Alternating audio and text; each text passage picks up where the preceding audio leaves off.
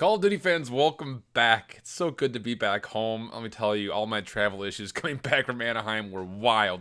And for all you guys out there that went into the open stream chat and showed some love, trust me, I appreciate that more than you know. CWL Anaheim was incredible, but this is not a reaction to Anaheim video. This is a Rostermania update video. So we're almost through. We've got through 2 days as I'm recording this. This is Wednesday night, so we've got one more day really. It'll close by the evening of Thursday the 20th. So we'll do this video as kind of an update and speculation, and then we'll do one more Rostermania video to close things off. And then before we get to next week, we'll be talking about each of the teams as we do another power rankings video, as we kind of evaluate who made the best moves and what to expect for each team. Also, coming immediately up after this video, you'll be seeing a power rankings post Anaheim with no Rostermania speculation. So as far as how I look at where we've been so far in the season, what teams rank where from 1 to 16.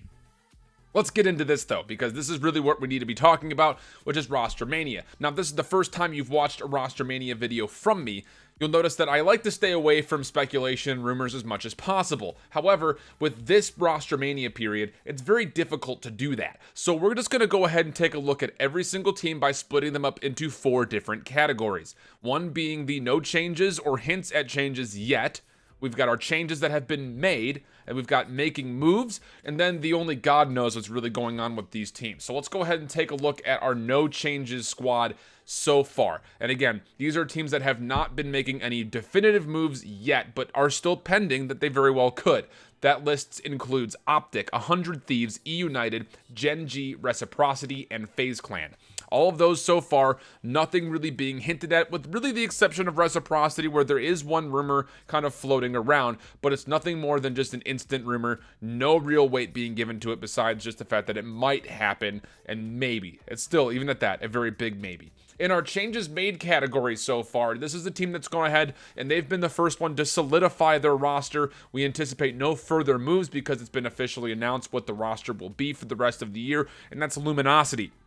Now, I've been a big proponent that those teams in this short Rostermania period that could set their team up first might be the ones closest to finding earliest success. And Luminosity did a pretty decent job during their time in the Rostermania period to find a better roster than what was currently there. In the making moves, teams that we know that are for sure currently making moves: Midnight, UYU, Evil Geniuses, NYGma 6, Splyce, and Heretics. These are all teams that are making a couple of moves, and we somewhat have an idea as far as who's going to be leaving and who might be coming in to replace. And then we finish things off with the only God knows category, where there's tons of things up in the air. That list consists of Team Envy, Denial, and Elevate, where we know for a fact that there are definitely players leaving, a lot of question marks on others, but at the moment we have no idea what the full 5-man roster might even supposedly look like yet. Let's go ahead and start things off with the team that already made their changes. We know for a full fact is completely done. That is Luminosity. John Classic, Slacked, Formal, and Gunless was the previous squad, and I guess you could say Ricky was actually part of that starting lineup throughout the period of their Division B, as well as at CWL Anaheim. Classic has officially gone to restricted free agency, which means that his contract will have to be bought out from Luminosity if somebody were want to pick up Classic. I don't anticipate that's probably going to be that much of a situation that we'll be kind of expecting to see. The only other move we know about is the fact that Ricky will be moving into his coaching position that he previously had. So who's going to be coming in to fill the spots? Brack will be coming in, likely to fill the other Maddox role, and Skies will be jumping in from Elevate to fill in what we'll anticipate to be the ICR or main AR role. Now, this Luminosity team is 15-21 in total, 66-83 in maps. That's good enough for dead last in Division B. They placed top 12 at CWL Anaheim, and they won a record of 2-3 with 7-11 in their maps at Anaheim as a whole. Now, this new roster, honestly, is really, really good. I think this is a really, really good roster. Just between the fact that Formal and Brack are going to look absolutely insane on the Maddoxes. Those are two very good playmakers that really should have some good cohesion as far as being able to be the playmakers around the map. Skies is an ICR. We know what his kind of role impact has, as he's been able to do things with Elevate and really been the big shining star in Search and Destroy. My biggest question mark for this team is John and Slacked.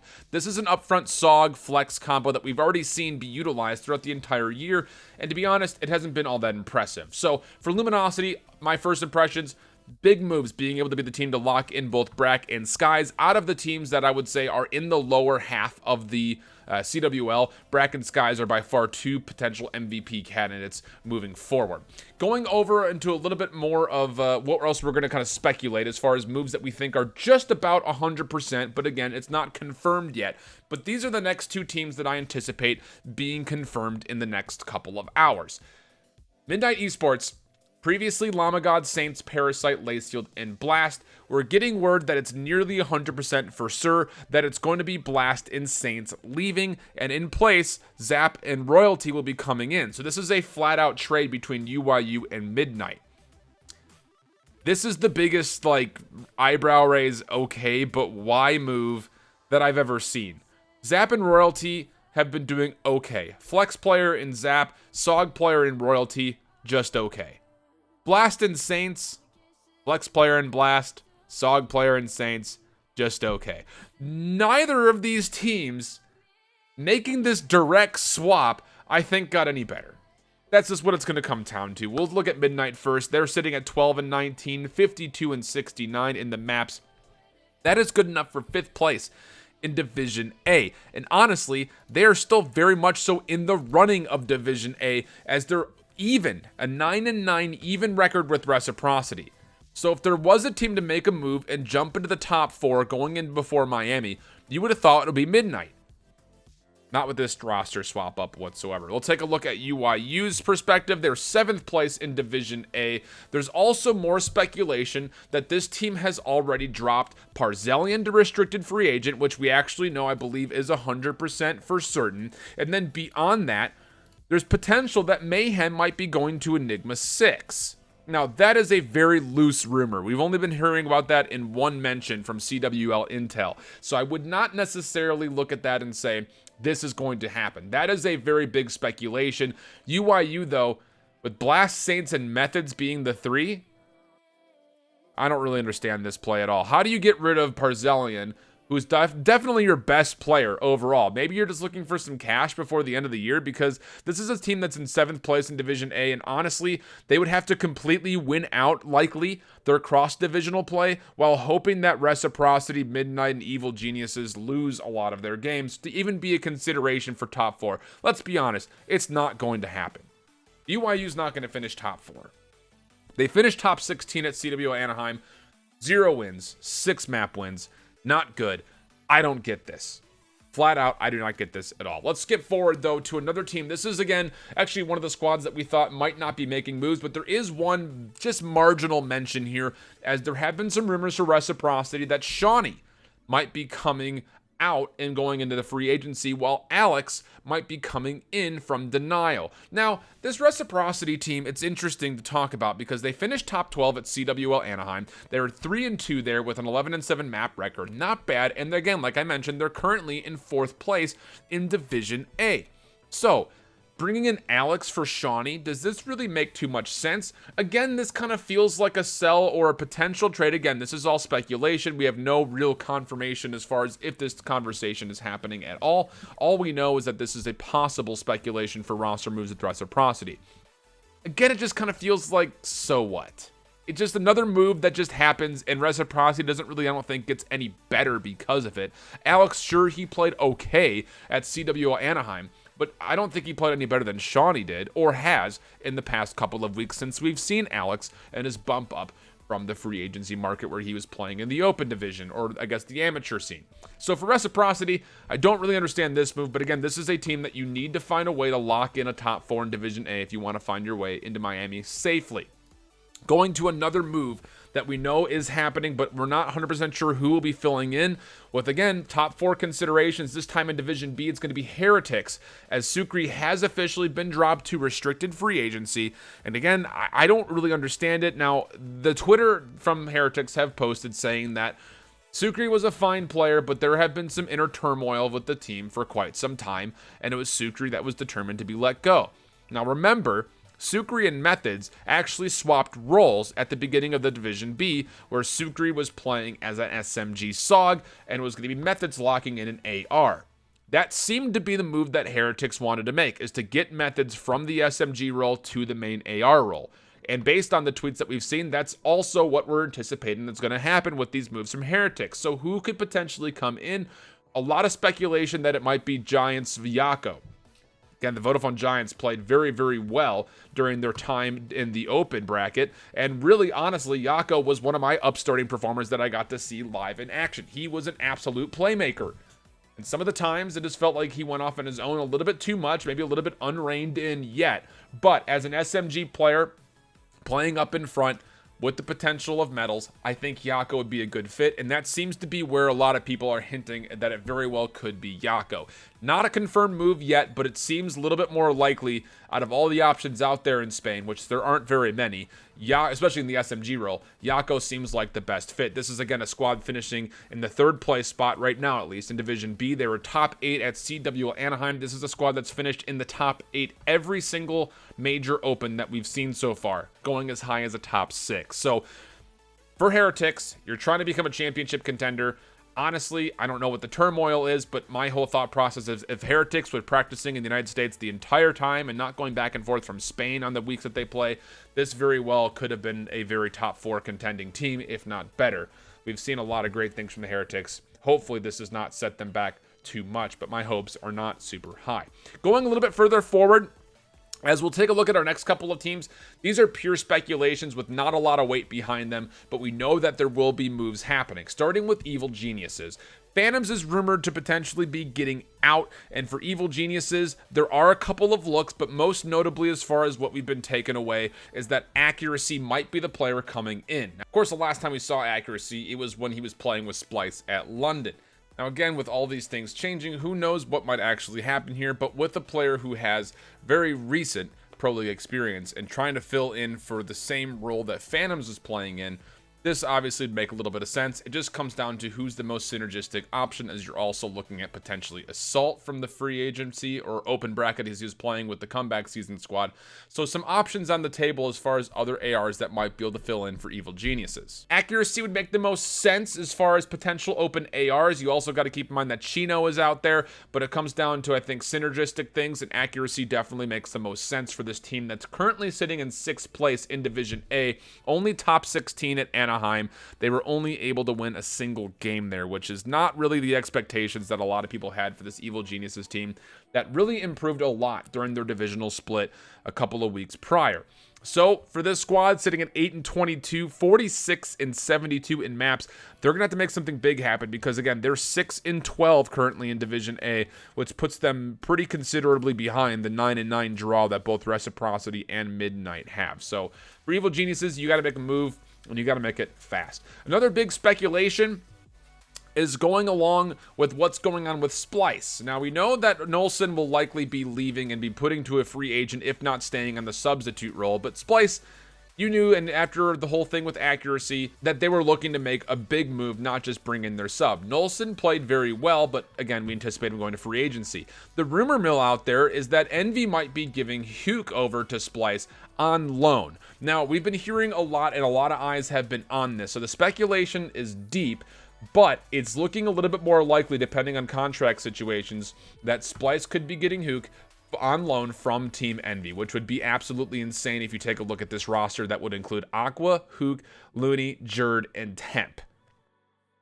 Huke and Jerd up front, Temp and Looney and Aqua all kind of swapping between the AR role. Could be nasty. This is a team, again, that's sitting in 4th place in Division B. They're also 9-9. Just behind them are the 7-11 record holders of Elevate and Team Envy. So Splyce, they're looking likely to lock themselves in as a top 4 team going into Miami, but this roster is potentially a championship contending roster if they get their stuff together quickly. That's the biggest thing, is we're not too far off from Miami, and then beyond that, world champs. So if you're going to be able to make this move happen, you need it to happen sooner rather than later. You need to start getting some practice in, because this lineup very well could contend for a championship. Probably the best that we would see chance-wise for Splyce since their time at Vegas or Fort Worth. Going a little bit further, more moves, more speculation. We know NYGma 6 will be making some moves, as Jet Li has been confirmed as a restricted free agency coming out of NYGma 6. Now, what's beyond that, though, there's a couple other hints and rumors that Frosty might also be out, as NYGma 6 is interested in Breezy, first of all, to sub in for Jet Li, but also, again, that loose speculation that Mayhem might be available for UYU. NYGma 6 seems to be interested in him. Again, this seems a little bit strange, as NYGma 6 finished top 6 at CWL Anaheim. They had a 9-1 pool record before they weren't able to quite make their way through the bracket. A very close set versus Heretics before they would eventually fall in the losers bracket. A 4-2 overall at Anaheim, 14-9 in maps. I always knew this team had it in them. However, Jet Li has been a little bit wonky. Frosty has not played nearly as well as his coming out party. So if these two moves were to happen, this team, I think, is staying just as strong, if not gets maybe a touch stronger if Breezy is, in fact, as good as everyone thinks he is. If he can keep that consistent performance up that we saw during the divisional play for Elevate when Breezy was popping off, and he obviously played pretty well when it came to Anaheim, this NYGma 6 team could get very good.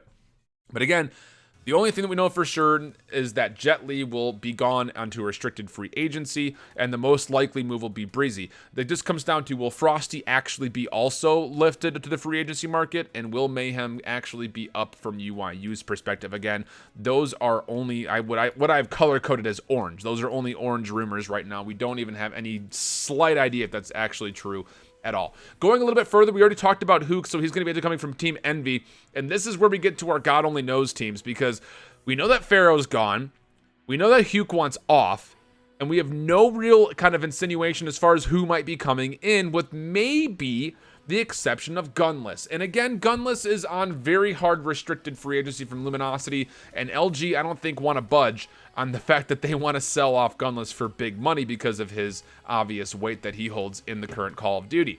So, there's also apparently question marks, I should get there before I finish off with this roster, is that Decimate might also be gone.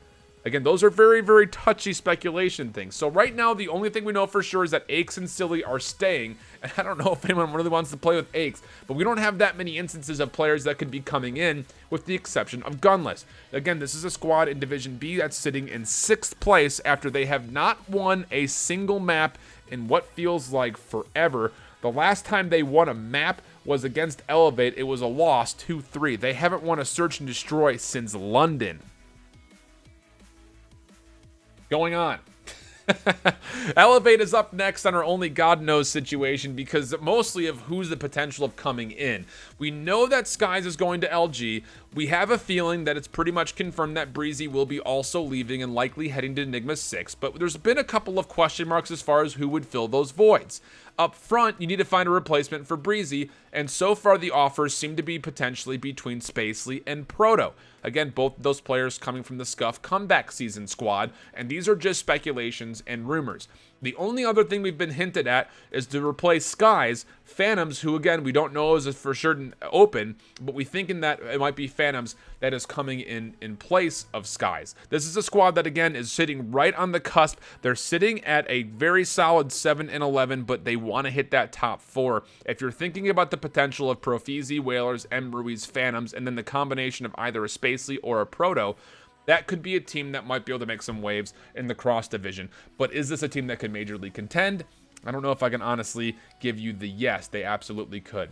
To finish things off, we'll go over to the unit spot or denial. I haven't changed the logos yet because I'm only really waiting until they get picked up by an actual org, which is really why they're in the only God knows thing, because they need to get picked up by an org. They can't just be sitting here going as units, but I don't know if anyone is willing to buy up the spot. We do know for certain that Brack is gone. There's also speculation, again, like we mentioned, that Alex could potentially be leaving for Reciprocity, and this only comes with more weight because what we know for certain is that Joe and Rated are for sure staying.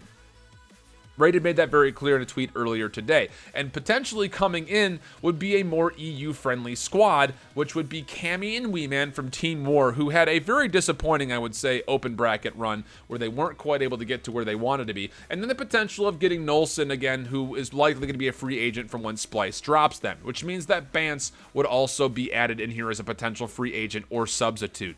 Again, I keep Bance off of it because we don't know what's going to happen with him yet. He might be the guy to sit there as the substitute role role, and he might just be holding on to the rest of the season on the bench. This is a team that desperately needs some help, though. After what was a very wonky performance at CWL Anaheim, they were fortunately able to win one game in the losers bracket, putting them to 1-4, 5-12 in maps for that top 12 finish, but they are 7th place in Division B, sitting at a very measly 6-12 technically in the division.